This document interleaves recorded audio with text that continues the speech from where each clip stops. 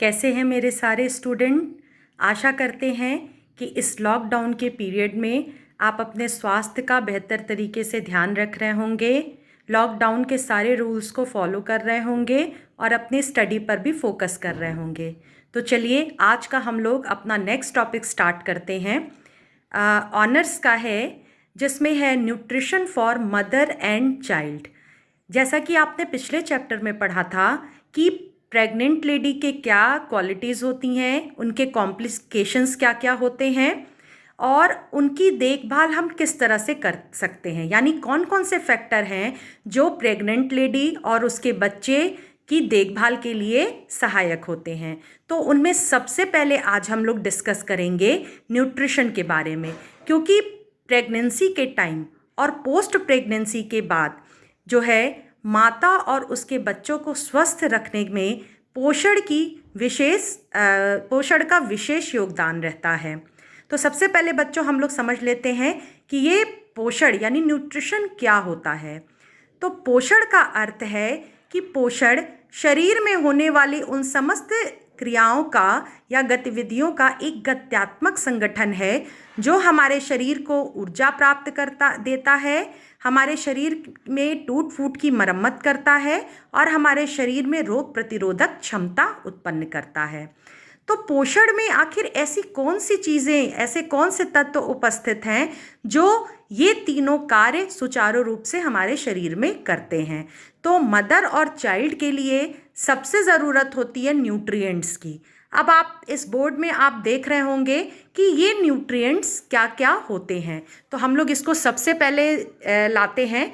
देखिए, सबसे पहला न्यूट्रिएंट्स है कार्बोहाइड्रेट, दूसरा है प्रोटीन, तीसरा है फैट, चौथा है विटामिन्स, पांचवा है मिनरल्स और छठवां है वाटर। यानी एक बार हम लोग फिर से रिवीजन कर लेते हैं कि ये जो बेसिक न्यूट्रिएंट्स हैं ये है carbohydrate, protein, fat, vitamins, minerals and water. इसको हमने डिमॉन्स्ट्रेशन मेथड से डिस्प्ले किया है और मैं आपको एक एक चीज़ों के बारे में बताऊंगी कि कौन कौन से ऐसे खाद्य पदार्थ हैं जिनमें यह पोषक तत्व उपस्थित होते हैं। तो स्टूडेंट, आप इस वीडियो को लगातार देखते रहिएगा। तो सबसे पहले हम लोग आते हैं,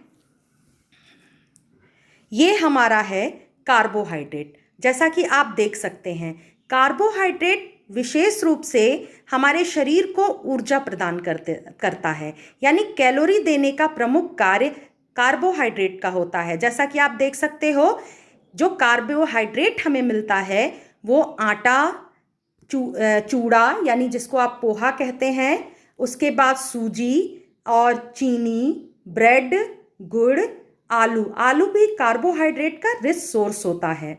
ठीक है, एक बार आप फिर से देख लीजिए, आटा, चावल, चूड़ा, सूजी, मैदा, ब्रेड और आलू यानी अनाज वर्ग जो है हमारे कार्बोहाइड्रेट के रिच सोर्स होते हैं। अब हम लोग नेक्स्ट चलते हैं प्रोटीन की तरफ। जैसा कि आपको दिख रहा है, प्रोटीन मुख्य रूप से पाया जाता है, जैसा कि सामने आप देख रहे हैं, दही में, मूंगफली में, आपके चना है, दूध है, सत्तू है, दाल है, बेसन है और बड़ियाँ हैं, सोयाबीन की बड़ियाँ। ये जो हैं प्रोटीन के मुख्य स्रोत होते हैं। लेकिन ये प्रोटीन के स्रोत जो है वो प्राणिज वर्ग के हैं, जिसमें से दूध जंतु वर्ग का है। लेकिन इसके साथ ही जो प्रोटीन के प्रमुख सोर्स होते हैं वो है अंडा, मांस, मछली। यह भी जो है प्रोटीन के बहुत ही महत्वपूर्ण स्रोत होते हैं। ठीक है, अब अगला आप देख सकते हैं, अगला न्यूट्रिएंट्स है विटामिन एंड मिनरल्स। ठीक है, आप जैसा कि देख सकते हो, विटामिन और मिनरल्स हमारे शरीर में रोग प्रतिरोधक क्षमता उत्पन्न करते हैं, यानी शरीर को कीटाणुओं से लड़ने के लिए सुरक्षित बनाते हैं। इसमें आप देख रहे हैं, खीरा है, टमाटर है, पालक है, हरी पत्तेदार सब्जियां, धनिया, शिमला मिर्च, भिंडी, मिर्ची, सेब, चुकंदर जो है रिच सोर्सेस ऑफ आयरन होता है, यानी कि मदर के लिए ये रिच सोर्सेस ऑफ आयरन यानी चुकंदर का सेवन बहुत महत्वपूर्ण होता है। उसी प्रकार से आपका जो है नींबू जो है विटामिन सी का प्रमुख स्रोत होता है। सेब कैल्शियम और फास्फोरस का प्रमुख स्रोत होता है। उसी प्रकार से पालक में विटामिन ए और टमाटर में विटामिन ए पाया जाता है। टमाटर विटामिन ए का भी और सी का भी प्रमुख स्रोत है। इसी प्रकार से आप देख सकते हैं कुछ जैसे तीसी है जो वो रिच सोर्सेस ऑफ आयरन माना जाता है। उसी तरह जीरा को भी रिच सोर्सेस ऑफ आयरन मानते हैं। ये आयरन और कैल्शियम की आवश्यकता गर्भवती माता और उसके बच्चे के लिए नितांत ज़रूरी होता है, क्योंकि हड्डियों की मजबूती के लिए और पर्याप्त मात्रा में हीमोग्लोबिन बनने के लिए आयरन और कैल्शियम की मात्रा का होना अत्यंत आवश्यक है। उसी तरह से आप अगला देख सकते हैं जो ग्रुप है वो फैट है। फैट में जो है आपके जितने भी सूखे मेवे होते हैं जैसे किशमिश, बादाम, अखरोट, काजू, उसी प्रकार घी, तेल, ये जो है वसा के प्रमुख स्रोत होते हैं। बादाम को प्रोटीन का भी बहुत अच्छा स्रोत माना जाता है और कहा जाता है कि बादाम का सेवन गर्भवती माता को जरूर करना चाहिए, जिससे कि माता को विटामिन ई के साथ साथ प्रोटीन की भी प्राप्ति होती है। इसके बाद हमारा अंतिम जो न्यूट्रिएंट्स है वो है जल। जल की मात्रा हमारे शरीर के लिए बहुत ही आवश्यक होती है। प्रति व्यक्ति को 6 से 7 गिलास पानी पर डे जो है सेवन करना चाहिए। इसी तरह से कुछ फल भी होते हैं जैसे तरबूज, खरबूज और ऐसे फल, ककड़ी, खीरा, ये ऐसे फल हैं जिनमें पर्याप्त मात्रा में जल उपस्थित होता है। तो इनका सेवन गर्भवती माता को पर्याप्त मात्रा में करना चाहिए। एक बार हम लोग फिर से देख लेते हैं कि जो है सबसे पहले हमारा कार्बोहाइड्रेट है। कार्बोहाइड्रेट में हमारा आटा, चावल, चूड़ा, सूजी, मैदा, गुड़ और आलू, ब्रेड, ये हमारे कार्बोहाइड्रेट के प्रमुख स्रोत हैं। कार्बोहाइड्रेट का प्रमुख कार्य हमारे शरीर को ऊर्जा प्रदान करना है, जिसके सेवन से गर्भवती माता और उसके बच्चे को पर्याप्त मात्रा में कैलोरी और ऊर्जा की प्राप्ति होती है। दूसरा हम लोग फिर से चलते हैं प्रोटीन। प्रोटीन को है जो है ऊर्जा देने के साथ साथ ही प्रोटीन शरीर में जो हमारे ऊतकों की टूट फूट होती है उसके मरम्मत का कार्य प्रोटीन करता है। तो गर्भवती माता के शरीर में जो बच्चा है उसके विभिन्न अंगों का विकास होता है। तो प्रोटीन को ग्रोथ के लिए बहुत ही महत्वपूर्ण माना जाता है। यानी गर्भवती माता को पर्याप्त मात्रा में प्रोटीन का सेवन करना अनिवार्य है, क्योंकि उसके साथ साथ उसके गर्भ में पल रहे शिशु के लिए प्रोटीन जो कि उसके ऊतकों की टूट फूट की मरम्मत करता है, अंगों का विकास करता है, उसके लिए प्रोटीन की आवश्यकता होती है। प्रोटीन 2 तरह से प्राप्त किए जा सकते हैं, एक तो जंतु जगत से और एक प्राणिज जगत से। प्राणिज जगत में आप देख सकते हैं कि जैसे मूंगफली है, चना है, दाल है। दाल समूह में जितने भी आपकी चीज़ें आती हैं वो सारे दाल, सत्तू, बेसन, सोया बड़ी और दही और दूध, ये जो हैं प्रोटीन जो के रिच सोर्सेस कहलाते हैं। इसी के साथ साथ अब हमारा अगला है विटामिन्स एंड मिनरल्स। ये हमारे गर्भवती माता और उसके शिशु के लिए नितांत आवश्यक है, क्योंकि ये रोग प्रतिरोधक क्षमता उत्पन्न करते हैं और गर्भवती माता और उसके शिशु को विभिन्न बीमारियों से बचाव भी करते हैं, यानी उनके अंदर रोग प्रतिरोधक क्षमता उत्पन्न करते हैं। एक गर्भवती माता को अपने भोजन में हरी साग सब्जियां जैसे आप देख सकते हो पालक, टमाटर, धनिया, भिंडी, मिर्ची, यानी जो भी हरी सब्जियां हैं, लौकी, कद्दू, उसके साथ ही खीरा, टमाटर, नींबू, शिमला मिर्च, चुकंदर, सेब, फल के रूप में सेब, जितने भी फल हैं वो सेवन कर सकती है, क्योंकि फल और हरी पत्तेदार सब्जियां विटामिन और खनिज लवण के प्रमुख स्रोत माने जाते हैं। गर्भावस्था में आयरन और कैल्शियम की नितांत आवश्यकता होती है, तो आयरन के रूप में चुकंदर का सेवन माता करें। उसी के साथ साथ तिल का, गुड़ का, तीसी का, जीरे का पर्याप्त मात्रा में गर्भवती माता को सेवन करना चाहिए। उसी तरह से विटामिन सी भी बहुत आवश्यक है गर्भवती माता के लिए, क्योंकि विटामिन सी में नींबू में पर्याप्त मात्रा में विटामिन सी उपस्थित होता है।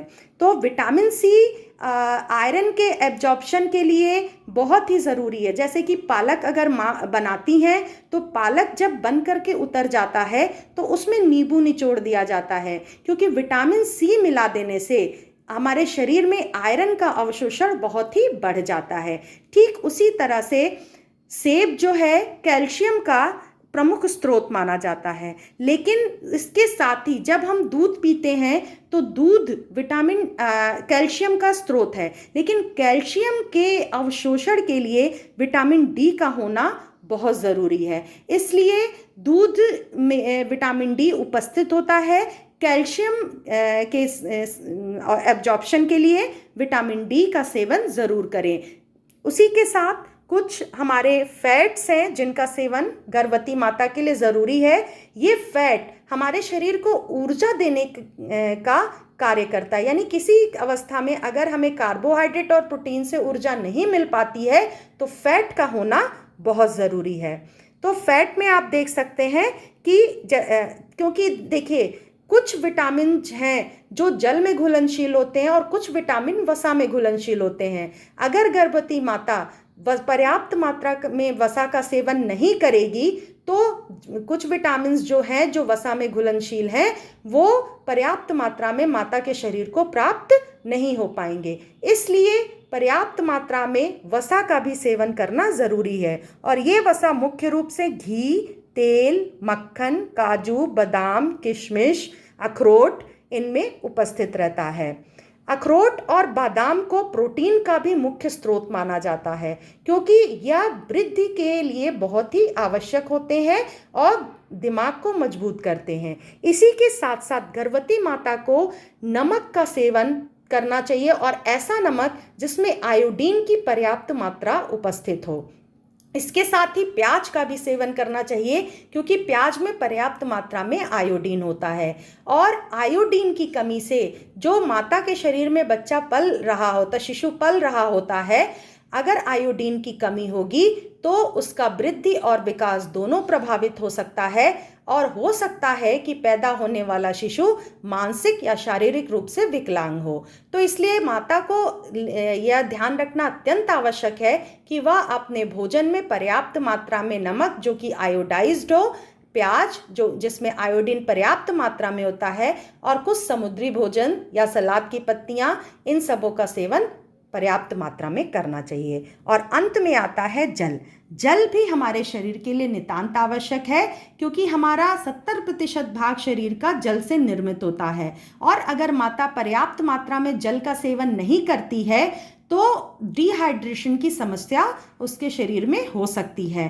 तो दस्त की समस्या जो कि माता के लिए एक गंभीर समस्या हो सकती है। ऐसे में जल का सेवन आवश्यक है। और जल का सेवन इसलिए भी आवश्यक है क्योंकि जैसे मैंने पहले बताया कि कुछ विटामिन जल में घुलनशील होते हैं। अगर पर्याप्त मात्रा में जल उपस्थित नहीं होगा तो ये विटामिन हमारे शरीर में पर्याप्त मात्रा में अपना कार्य नहीं कर पाएंगे। तो इस प्रकार आपने देखा कि आज का जो हमारा टॉपिक था कि nutrition for mother and child, और ये न्यूट्रिएंट्स प्रमुख रूप से carbohydrate, protein, fat, vitamin, minerals and water होते हैं। इसको हमने डिमॉन्स्ट्रेशन मेथड से आपको दिखाया, बताया कि किस में कार्बोहाइड्रेट, किस भोज्य पदार्थों में प्रोटीन, किस में विटामिन और मिनरल, किस में फैट्स और कहाँ वाटर की उपलब्धि होगी।